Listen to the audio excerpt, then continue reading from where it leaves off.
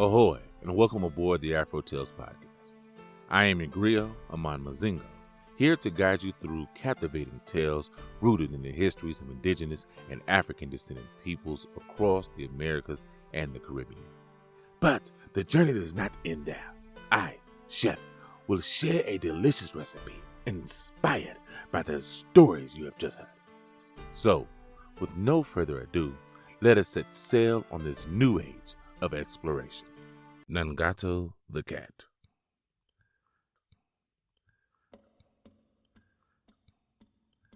Not that long ago, but far beyond here, there were families of mice scattered alongside the giant peak of Cerro de Punta on the mountainous island of Puerto Rico. Their village was north of the city of Ponce. The mice enjoyed a peaceful life, filled with an abundance of sunshine and tropical rains. They were surrounded by natural beauty with wildflowers, palm trees, and crystal clear waterfalls.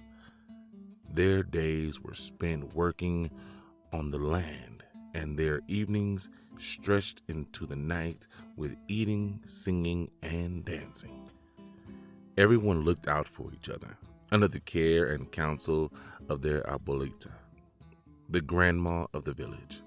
Her name was Maritza, and she held meetings with the mice every Saturday night, listening to their worries, ideas, and complaints. She would listen quietly to whoever came forward, nodding her head with encouragement and tuttering with disapproval. She would offer her wise advice and respected opinion, making sure that arguments were resolved and harmony reigned.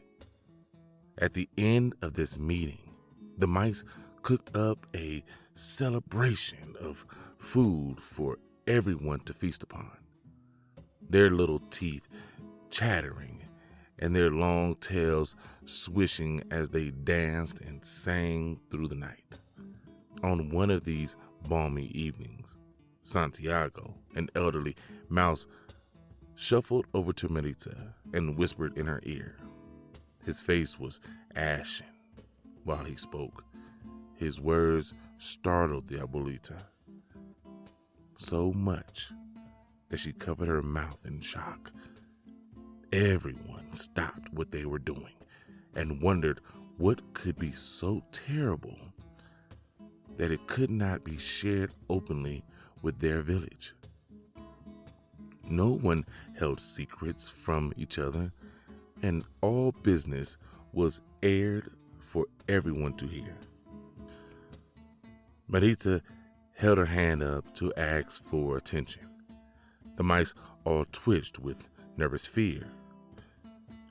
They gathered around and listened intently. "My children, we have had some terrible news that will affect each and every one of us here." Maritza paused and chose her words carefully.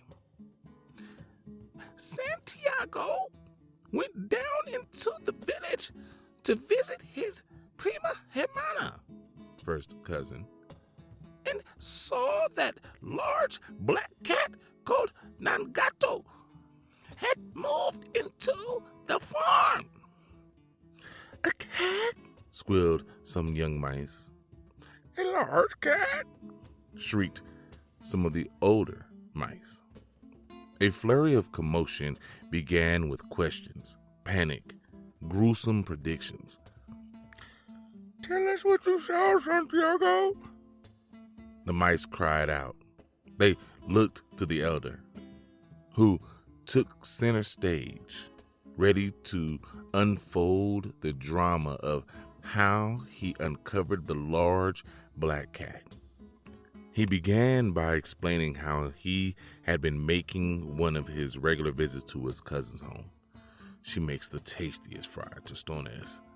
He'd set off early in the morning, just after sunrise and took the route past the flowering stream where he can look out across the mountain and see the whole of the island. He followed the winding path, which twisted and turned with the flow of the water. He moved swiftly across the main road, where traffic came flying from both directions. As he came towards the farm, he breathed in the familiar smell of fresh coffee from the fields. He was about to scamper over to the avocado tree where his cousin lived. Then he heard an unusual sound coming from under a bush. It was the low hum of a wheezing purr. I stopped in my tracks and looked about, knowing that something was wrong. My whiskers were twitching. I sniffed the air and saw my prima hermana hiding behind the rock. She looked terrified and beckoned me over, so I moved as swiftly as I could. I asked her what was wrong, and she held her finger to her mouth. I stayed silent. Santiago paused for effect, looking at all of the eyes, watching and waiting for his next word. She pulled me towards the side of the house, and we crouched down low.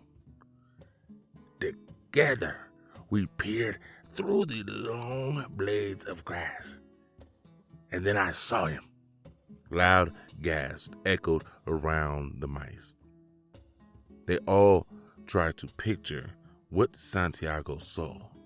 What did he look like? Asked one mouse.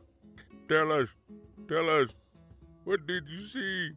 Pleaded another. Resting in between the scarlet petals of the hibiscus flowers, I saw the giant black head of Nangato the Cat. He was lying in the grass, licking his black fur. His long pink tongue was flying in and out of his huge mouth like this. Santiago flicked his tongue out like a poisonous dart. Did he see you, Uncle Santiago? His nephew wondered. No, he did not. I returned immediately to warn everyone. Santiago finished his story to a round of applause and congratulations of his bravery. Abuelita Maritza held up her hand again for quiet. Nangato the Cat is a risk to our village and our way of life. We will need to come up with a plan to keep us all safe from him. She opened the floor to ideas. No one said a word. Fear took over their mouths, stifling their voices into silence. Even Santiago did not have any ideas. He was worried that more cats may come prowling around the mountainside. Maritza decided that they had no other option but to befriend Nangato. If we reach out and offer him our hospitality, he will see that he does not need to harm us. This idea was greeted with skepticism. Everyone trusted Maritza, and they were used to letting her lead them in all matters of business.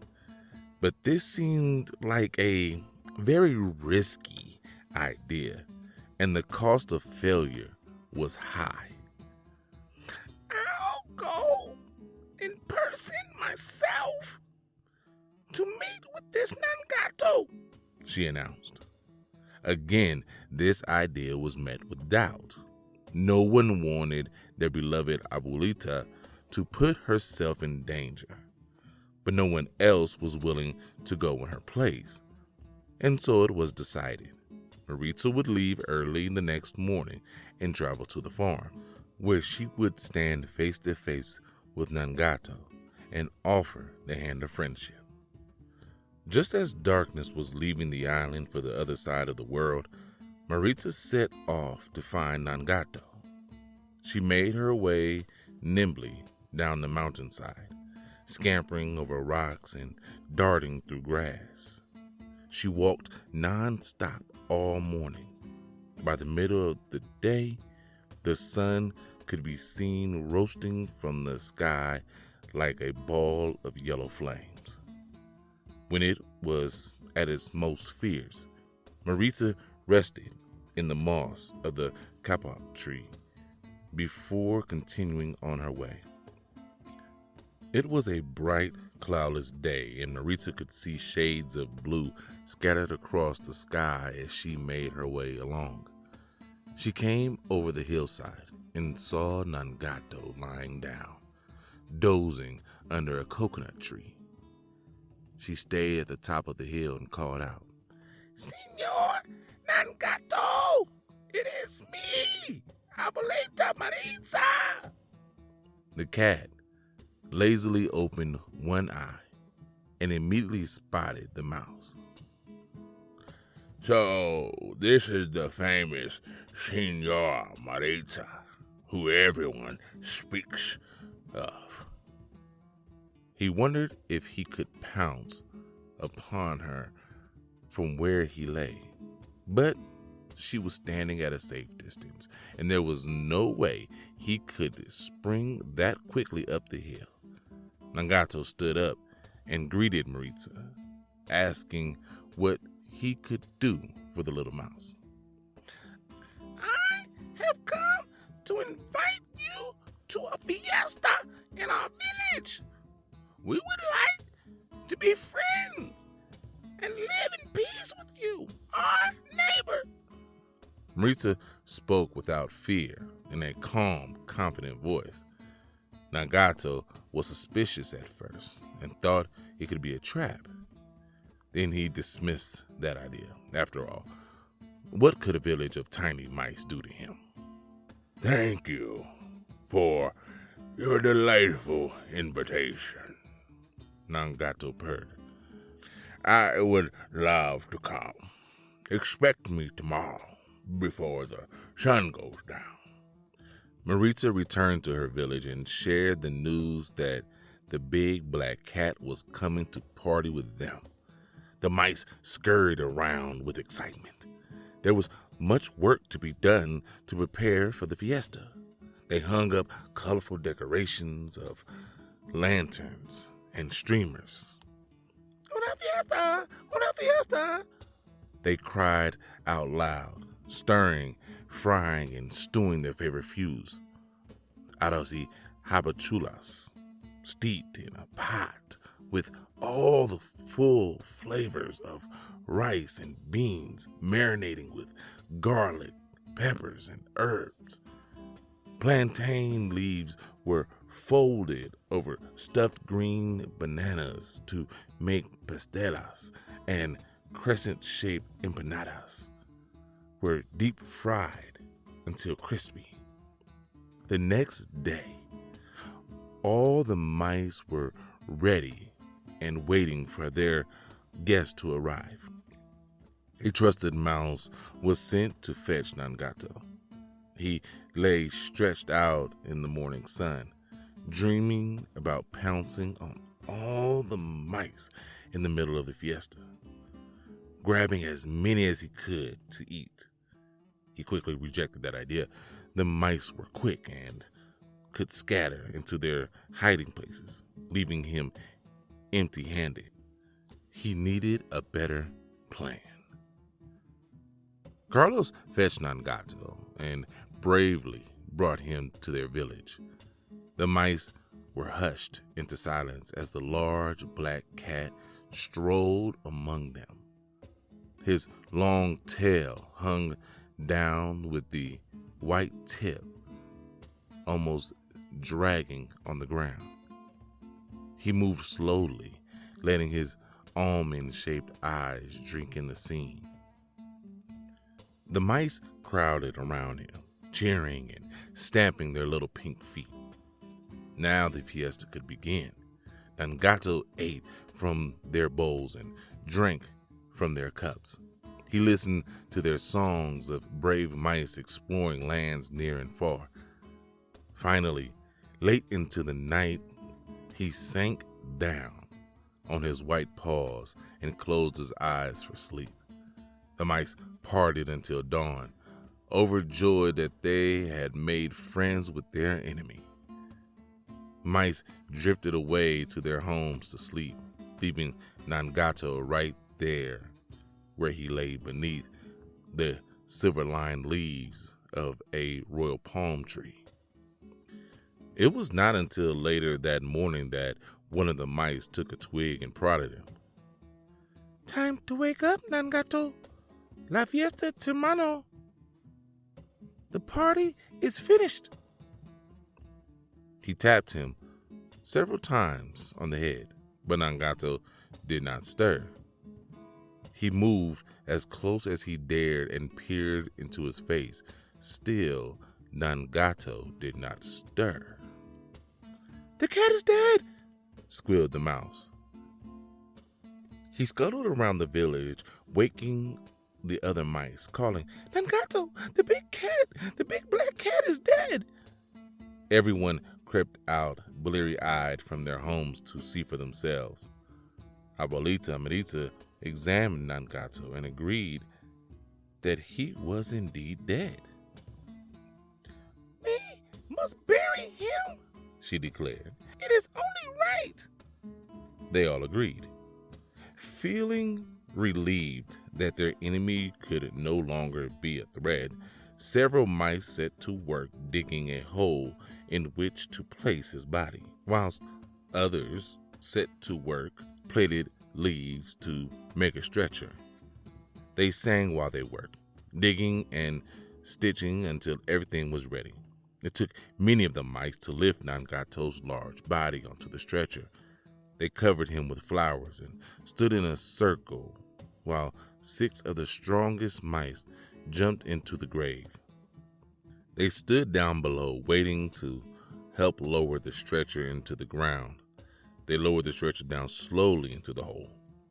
They moved very carefully as it inched deeper and deeper into the earth. Once it touched the bottom, the 6 mice prepared to climb out, when suddenly Nangato opened his eyes and sprang up from the stretcher. He pounced on the 6 mice as they scrambled and scurried to climb out of the grave. His claws ripped through them. Everyone screamed and shrieked with horror up above as they watched their friends getting eaten by Nangato. They begged and pleaded with him to stop, but it was clear that he would not. There was nothing they could do but run into the mountains. Mice could be seen fleeing left and fleeing right. They escaped with their lives and hid between the rocks and grass, deeply saddened by the loss of their friends. Nangato licked his paws and strolled back to his farm, fully sated and pleased with himself. And that, my friends, is why to this very day, mice will never trust a sleeping cat again.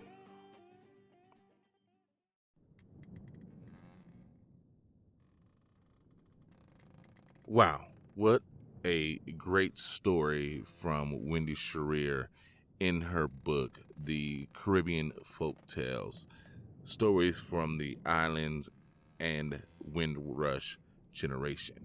I love her stories. I love the way she puts her stories together on paper. She is a magnificent writer. between her and Virginia Hamilton, I think I've read almost every folklore and folktale that they have put out. I have some more from this book. You will hear more from this book. That is just a fact. You will hear more coming from this book. Nangato did what he was supposed to do, right? He is a cat. He eats mice. That is who he is. And the mice were trying to give him the benefit of the doubt. Maybe he'll be different. Maybe he won't be who he is. And we all have people, we all know people who think like this. Maybe he won't be who he is or she is. They won't do what they've always done. You know what I mean? They said that they won't hurt us. So let's believe them. And then he turned right around and did exactly what you expect him to do. And if you can't see the parallels in real life, in your life, I don't know what to tell you. We know people like this. And all of us have probably fell victim to at least one person in our lives that like this, you know, in our past. So don't feel guilty about being taken advantage of. Those people, those type of people are there to do just that. And we that get taken advantage of are here, you know, to learn from that situation. And as long as we learn from it and grow from it and to recognize it in the future, you know, we can stay away from those situations, as do mice who don't trust sleeping cats any longer. And in my assumption, probably don't trust cats at all from this. They know a cat is going to be a cat, much like in the stories where a snake bites somebody, even though he says he's not going to. You know, a snake is going to be a snake. You know, these animals, these predators, these, you know, people, they are who they are, and they're going to be that, you know. And for some, it's just their nature. No amount of telling you different will change their natures. It reminds me of the phrase, a leopard can't change his spots. You know, a tiger can't change their stripes. I think, matter of fact, this quote will probably be where I end off today. I want to say it's by Maya Angelou. I could be wrong, but I believe she said once, when someone shows you who they are, believe them. You know, believe that they are who they say they are, or believe they are who they show they are. All right? So, thank you for coming along on this voyage with me for another great story. Go see Chef. He will obviously have a delicious recipe coming from Puerto Rico. And until next time, as always, have a blessed day.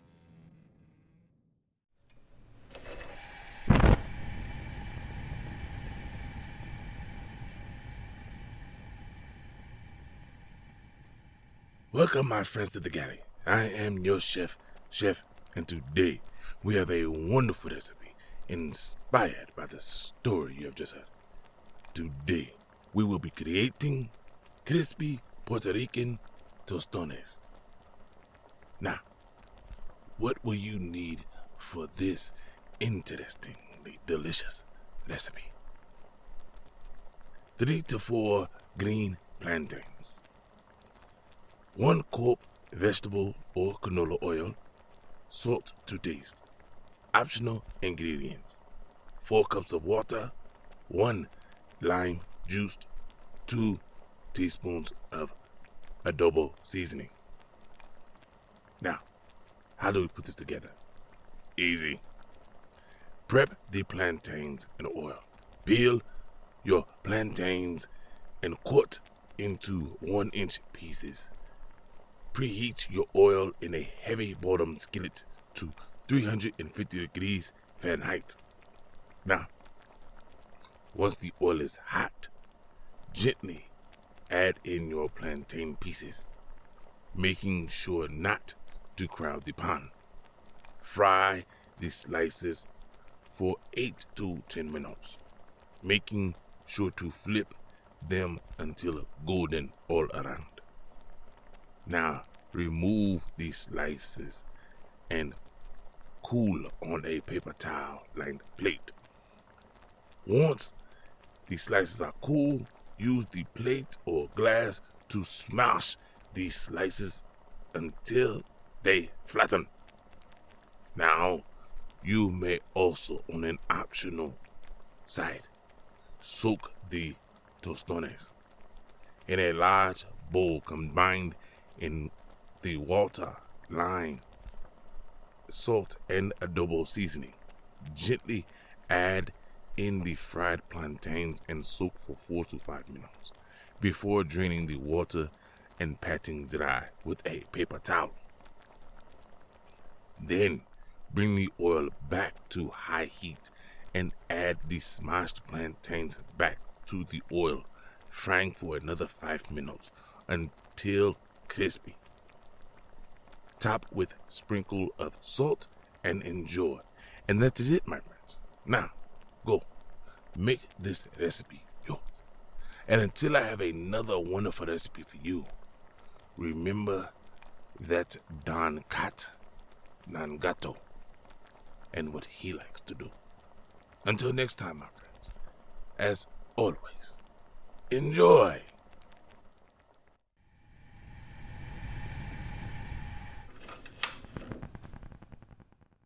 And that brings an end to another voyage.